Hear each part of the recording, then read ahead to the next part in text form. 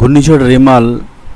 তো আপনারা সবাই জানেন ঘূর্ণিঝড় রেমাল কিন্তু এই মুহূর্তে বঙ্গোপসাগরে ঘনীভূত হচ্ছে এবং সেই ঘূর্ণিঝড়ের দাপট 120 থেকে 130 কিলোমিটার বেগে প্রবাহিত হতে পারে। আর সেটি মোটামুটি বঙ্গোপসাগরে বর্তমান সময় কিন্তু এইরকম একটি জায়গায় অবস্থান করছে।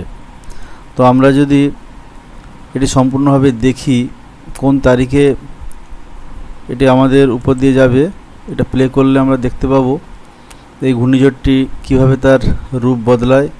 এভাবে রূপ বদলাচ্ছে এবং এটা শনিবার সকাল 9টা 10টা পর্যন্ত এরকম অবস্থানে থাকবে। তারপরে আমরা দেখছি এটা কিন্তু শনিবারের পর রবিবার, তো রবিবার সকাল 6টায় এরকম অবস্থান করছে। যদিও ওয়েদার আপডেট বলছে যে শনিবারই কিন্তু রেমাল যে ঘূর্ণিঝড়টি রয়েছে এটি আমাদের পশ্চিমবঙ্গের উপর দিয়ে পশ্চিমবঙ্গ, বাংলাদেশ, এছাড়া উড়িষ্যা, বালেশ্বর এই সমস্ত জায়গাগুলোর কথা বলা হচ্ছে। সঠিক এখনও কোন জায়গায় ফল করবে সেটা ওয়েদার যে আমাদের ভবন রয়েছে সেখান থেকে কিন্তু হাওয়া অফিস থেকে কিন্তু এখনও জানায়নি।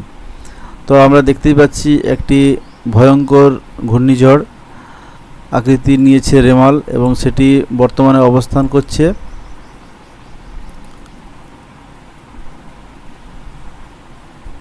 তো 25 তারিখের পরে 25 তারিখ শনিবার 25 তারিখ শনিবার কিন্তু এটি ভয়ঙ্কর ঘূর্ণিঝড়ের আকৃতি নেবে এবং এই মুহূর্তে আমরা দেখতে পাচ্ছি 26 তারিখ ঢুকে যাচ্ছে, অর্থাৎ 25 তারিখ সন্ধ্যা থেকে রাত্রের মধ্যে কিন্তু এই ঘূর্ণিঝড় আছড়ে পড়বে বলে সম্ভাবনা রয়েছে। তো আপনারা দেখতেই পাচ্ছেন সেই ভয়ঙ্কর ঘূর্ণিঝড় কিভাবে আমাদের পশ্চিমবঙ্গ এবং বাংলাদেশের একটি সীমান্তবর্তী এলাকায়, সমুদ্র সন্নিহিত এলাকায় কিন্তু আছড়ে পড়ার সম্ভাবনা প্রবল রয়েছে। তো আমরা একটু সাবধান থাকবো এই বিষয়ে। তো পরবর্তী আপডেট আসলে অবশ্যই আপনাদেরকে জানাবো এই চ্যানেলে। তো রেমাল কিন্তু খুবই একটি ভয়ঙ্কর ঘূর্ণিঝড় হতে চলেছে। তো যাই হোক, এখনকার মতোই আপডেট এই পর্যন্তই।